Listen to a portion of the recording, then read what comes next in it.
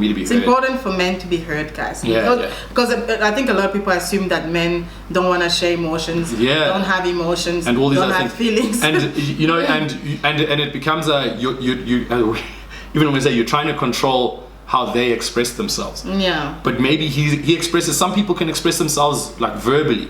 Some people might. I know one of the questions is, why do some men resort to like physical fighting? Oh, there we go. Why do you think some guys think physical fighting solves problems?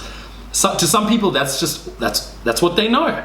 They haven't been taught how to like work their way through problems by speaking, by talking to each other. They haven't found. And this is physical between men. Yes, that's physical between men. You know what I mean? Not between women and everything like that. No. So I think that it's just those people don't know how to express themselves. And there's also toxic masculinity, like the way that men have been taught that this is how men are. Not supposed to be doing this. This is what men do. Like no, it's very toxic. Do guys talk about challenges facing the country like gender-based violence? Yes, guys do talk about it. This might be the first social platform that I might say this is that the conversations are having, but you know, and they say guys need to have these conversations, but if you're not there for the conversation, you won't know that the conversation is being had.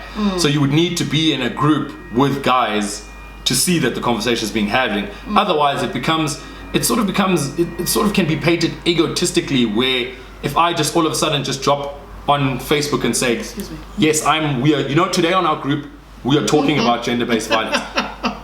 Why am I saying that? Why am I putting that out there? So definitely guys do, and actually seeing as we're on the topic, with all these gender-based violence things, that yes, guys are talking about it. Yes, guys are, the circle that I'm in, we are aware. The circle that I'm in, guys keep themselves in check. Guys have these conversations. Guys are constantly pushing and seeing, talking about experiences and seeing, okay, I didn't know this. Okay, and people are having light bulb moments and stuff like that. But the conversation is being had there.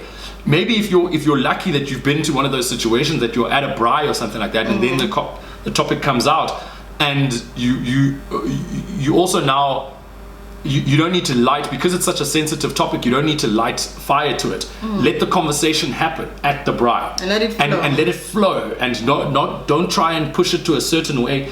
Because someone is listening to that and being like, oh, you know what, actually, my thought process was completely wrong. I shouldn't have been doing this. Okay, yeah, this is how we're doing. So the conversations. And hopefully this person can also come out to you and say, Bongani, this is what I've been going through, this is what I did. I need your guidance. Yeah, and if you can give it, you go from there. So I can definitely say the conversations are happening. The circle that I keep is us constantly doing it. If your friend or someone you know did hit a woman, what would you do in that situation? I don't know, because it's never happened. I don't surround myself with people who do that. But people lose it. Stuff like that. Yeah. Personally, I fear males also.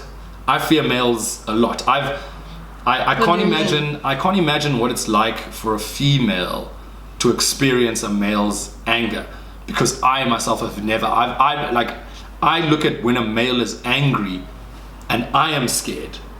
Now I can't imagine what it's like for you, because if I am scared, then it must be even like worse for you.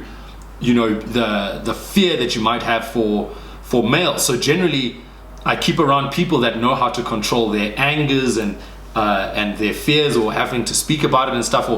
Or if you even start to see like somebody starting to boil over, I'd be like, hey, we need to calm you down, that violence isn't the way. Because also I work in a hospital, and I've seen that trauma is a real thing. South Africa is a very violent country, and I'm there and I'm like, okay, but guys, violence might not be the solution.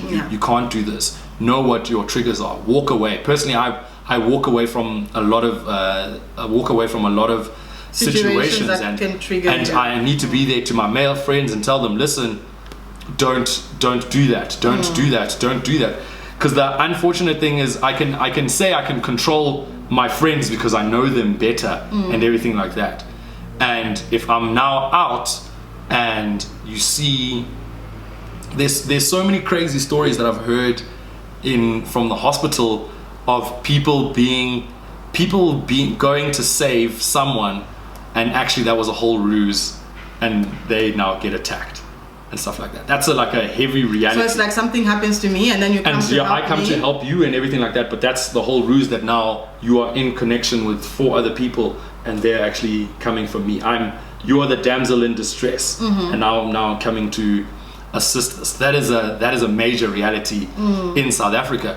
So you can go and assist. You can go and I can try and, if I see someone being hit, I can try and defuse the situation as much as I personally can. I come and I'm like, hey, listen, don't hit her. And a gun comes out and I get shot and I die then and there.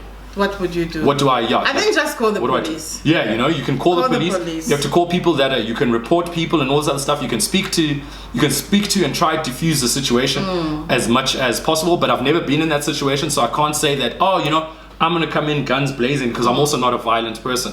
So I'm not gonna fight fire with fire. And I'm gonna walk into it cautiously and try to do my best, because I don't like violence. Yeah. So there's a question asking, because I think they know that you and I are both not from here. Yeah. And then they're asking about xenophobia. I think that's gonna have to be a whole other video, because it's a lot. No, I don't want to touch that right now. It's a lot. But I have a lot of thoughts about it. I don't know about you, but let's have that in our next video. Yeah. And then what can be done to push forward the Pan-Africanist agenda and reducing xenophobia? That's also for a next video, because it all goes together. And we have to be careful. Yeah. How we navigate that. Yeah. It's very complicated. These are interesting times at the moment. Yes. I think right now let's deal with Corona, let's deal with gender-based violence. And then in our next video, we're gonna touch. I think we can even do just a video on about our experiences. Actually, on our experiences. Yeah, because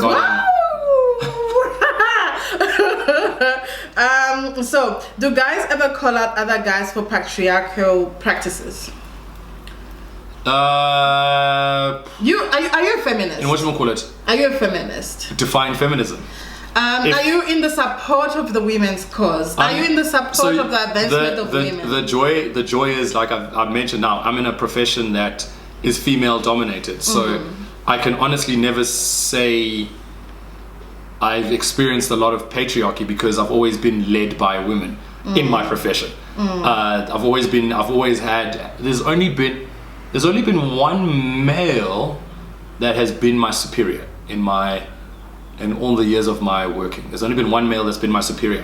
So I've always seen women. I've always experienced women as being on top of that. So navigating that in my personal space, the joy is there. But if we're talking about in the hospital sense, it's also sort of difficult, because it's so hard. When I look at, there are a lot of old ways to life that people are slowly trying to change and weed out the toxic habits. Maybe it would be easier to answer culturally. I mean, as in with your peers. You've talked about your friends quite a bit. So do you have friends who believe in patriarchy or practice patriarchy? Practice it? No, I don't have any friends. I don't have any friends that, you see, a lot of my friends are, I am the people, I'm sort of the people that I keep are sort of in the same sort of mind as me. We all sort of flock together, and we've all sort of been raised in that. Maybe that's how we got attracted to each other, but we've all sort of been raised in the same sort of manner of so when we're used to being around women that will have their say, that there's going to be a conversation to it, that even us and ourselves, we are going to ask, hey, listen, are you okay with this? Is this a thing? I need your input in this, because I'm not the type of person that's going to come at you from top down, unless it's work, because I'm your superior. Oh yes, at work. That's why I was like, at work to be complicated. But in friends, in friends, in the friend circle, you're not looking at everybody. Personally, I like to cook. I like to clean. A lot of I don't have a friend that doesn't know how to. I have very few close friends that don't know how to cook and clean, and are very comfortable cooking and cleaning. And so that whole patriarchal system that, oh no, I stand there because I'm a man, you're going to do this and this. I don't have a lot of people that are doing that. And if somebody does, then we will as friends, we will call it out and be like, yeah, no, but No, that's not how it works. Yeah, okay. That's not how it works. Is there a difference in gender relations here and in Uganda? And I just have to point out that where we come from, there's a lot that's different in society. A lot of things compared to here. Yeah. But with Uganda, because this question is for Uganda, is there a difference? There is a huge difference. So Uganda has a lot of cultural practices that are still like happening today and stuff like that. But people are raised in that particular manner, and that's all they know. Yeah, it's all they really know. So it's sort of difficult if you are raised. And everybody's doing it, and there's big families, and you're now. I'm also like the amongst the youngest, amongst like my cousins and everything like that. So they got raised differently to how we got raised, even. But I'd like to say our generation there's a lot of things that they're not sort of doing. Yeah, they're not tolerating, and parents also had to unlearn a lot of behaviors, and even if they unlearned behaviors in their 50s. You know, but they unlearned those behaviors. So the practices are changing in the city. For what I can most say in the city, the practices are changing. But I think everybody just understands they have like their role, man. And as long as we're making progress. Yeah, as long that's what's important. Yeah. Why did you choose medicine? Physiotherapy, actually. Hate medicine. I chose physiotherapy because. In the beginning, I did it for sports. I wanted to be in sport, and it had happened from like the age 12. I wanted to be a physiotherapist because I realized I can be in sport and I can work. Even if I don't make it for sport, I can work for sport. And it's still like something I'd like to do also at the same time. But the more I learned about it, the more I researched, I realized that it is a passion to myself, that caring for people is something that I enjoy, something I like doing, helping people out. Like I said in the beginning, there's no financial gratification that you can get for a thank you. And it's you know, if I want to say, I can say, if I happen to, there's no wood to touch, but if I happen to pass away like tomorrow, I can say that, you know, there are a few lives that I might have touched and said and changed, you know, and all this other stuff, and that's. I guess that's. It's a good feeling. It's. I guess people in medicine, people in whatever you do, they get a lot of one-on-one interaction with people in the life-changing sense. Yeah. So I guess that's like you've done something. Yeah, for the world. I feel like I've done something for the world and all this other stuff. Which is and it's good. it's so nice. Why do men always have ashy feet? By the way, I don't want a man with ashy feet. I take my man to groom and if I can show you my don't care, man. I said it earlier on. It's not stress. Yeah, it's not a stress, man. If your feet are ashy, your feet are ashy. If they're not, they're not. Like I don't like it, but at the same time, I walk around barefoot the whole time, and therefore I understand that like your feet get ashy, because of that. But not a lot of guys are trying to moisturize. They don't see the point. Like they don't see that if they're gonna wear socks or shoes and everything like that, then they don't see the point to put the lotion on. Some people just want to be as lazy as possible. Are you just gonna see this? I'm only putting lotion on here, and everything else is going to be dry because I'm wearing long sleeve shirts. I'm wearing long sleeve pants. You're not going to see it. So we want David Beckham. I'm sure David Beckham doesn't have and it's crazy. And it's crazy because you got to choose what you want, man. You got to choose what you want. I think that's one of the things that I observe about a man. I like men who take care of themselves. Yeah. Because I take care of myself. I do my nails. I do my feet. I do this. So if you don't do all those things, it kind of frustrates me. It's valuable. Yeah, it's something that's valuable, like to you and stuff like that. And then maybe at the same time, you're so worried about how physically they take care of themselves, but you know, you're so worried about how via appearance this is how they've taken care of themselves, but you're not noticing how they eat well, they exercise, they're doing that, so they are taking care of themselves. All those things matter. And I was like hygiene is important. I don't want you showing up with athlete's foot. Yeah. But like, ashy feet doesn't mean athlete's foot. Well, you know, we're talking about feet. Yeah, we're talking about feet. Yeah, that's how I was like, you can find out if they're taking care of themselves, but maybe they don't. Like they just don't care. But you find out they are actually taking care of absolutely care of themselves. I saw another one about here that had to do with unkept toenails. Yeah. And why don't you just go to the salon and all this? No, like I said, personally, if I'm in a relationship, I encourage him to go. Yeah, and mind you, I think only this year was the first time I took myself to get like my nails done and my feet done and stuff like that. So I personally took myself there, because also it's sort of, society didn't learn it, and society, and it's like a feminine thing to do and stuff like that. So some guys are just unkept because they don't know better. And here he has he's never experienced the feet thing, but he's actually nice, so he's never done that. But you don't realize that every week the guy goes for his cut. He's gone for his beard to look like the best and stuff like that, because barbers is our time, Skin is my thing.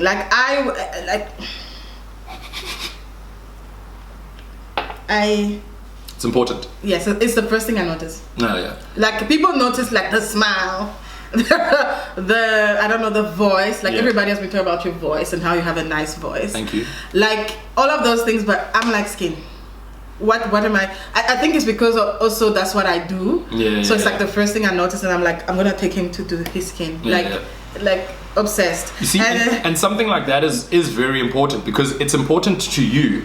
So you would like to introduce it to him, because you're like you're putting your hand up and saying, listen, this is important to me, so let me introduce you into it, as opposed to him stopping there and wondering, hey, but this is important. No, but this is important. She's taken the initiative and said, you know what? Let's go for your feet.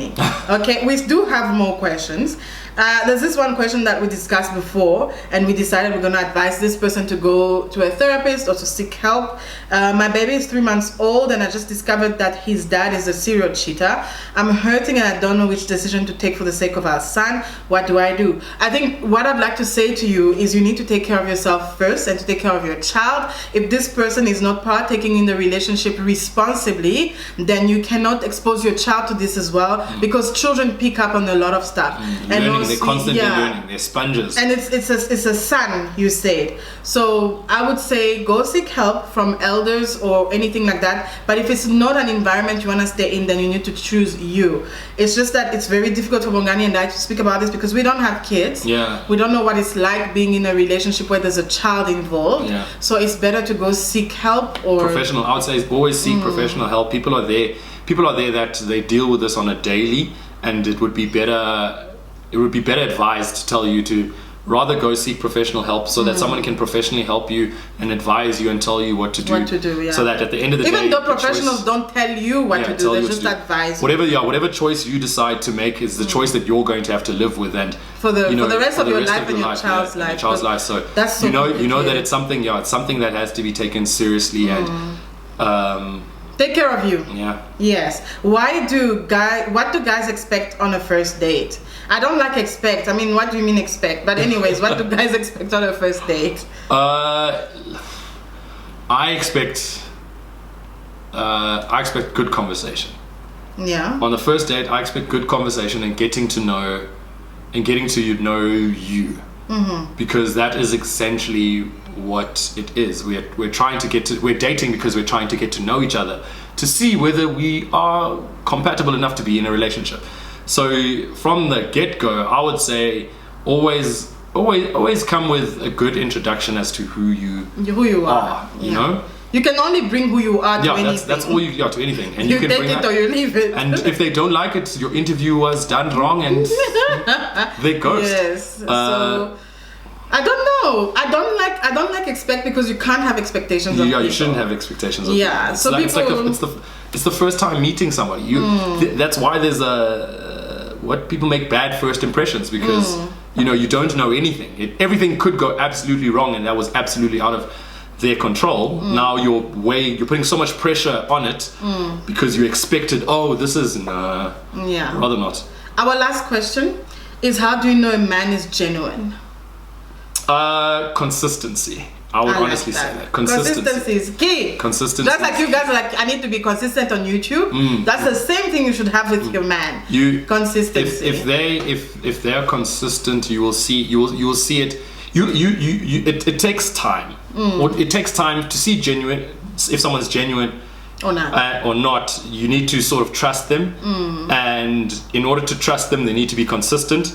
And the more consistent they are, the more there's going to be trust, which means the more you're going to see the genuineness behind it. That if you leave it, if you don't have your own preconceived notions, if you don't have your own expectations, then you're allowing them to be like honest and genuine with you, as opposed to if you've got all this coming and then they for 99% of the time they were there being genuine, but now you've written them off because they did that one little thing, but actually consistently they were there 99% of the time, which is what matters. Yeah, I would say, but unless that one thing is like really, unless it's like a yes, then that's a big cool. no-no. Oh my goodness, this conversation has been long, but it's been so worth it. So much fun. And we've actually been considering maybe possibly doing this on a monthly basis. I don't know what you guys think about that. So there will be some stuff Bongani will be doing on his page that's going to be sharing with us. So you guys need to follow him. Yeah. I'll leave a link of his stuff in the description box. But I'd like for you to encourage them to subscribe to my channel. Listen, so this is... you're going to give you out of the show. Not about me. Guys, this was absolutely fun. Yeah. I had the time of my life. Clearly, this is a great thing. The only reason why I decided to do this with Kelenga is because I don't subscribe to her YouTube channel, but I do subscribe to her other social media platforms, and I know there's great things that she's doing in there. There's a lot that you can learn from.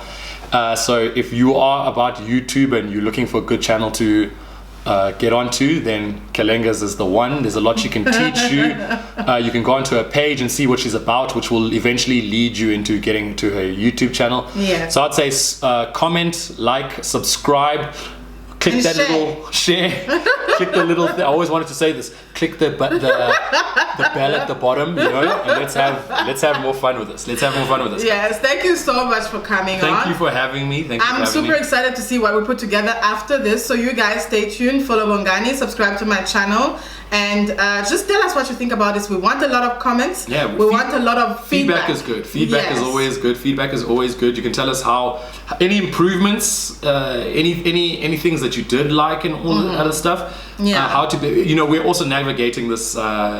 It's a new thing. It's a new thing. Yeah, it's a new thing. But this was fun. It was. And somebody suggested that maybe we should do this as live so that you take questions as they come. But I don't know how you're gonna feel about that. Listen. Let's get over this first, and then we can get on to live comments and everything like that. Because live comments also needs like proper scheduling and all that sort of stuff. Yes. So yeah, I'll definitely be up to the conversation to have that, and then we can.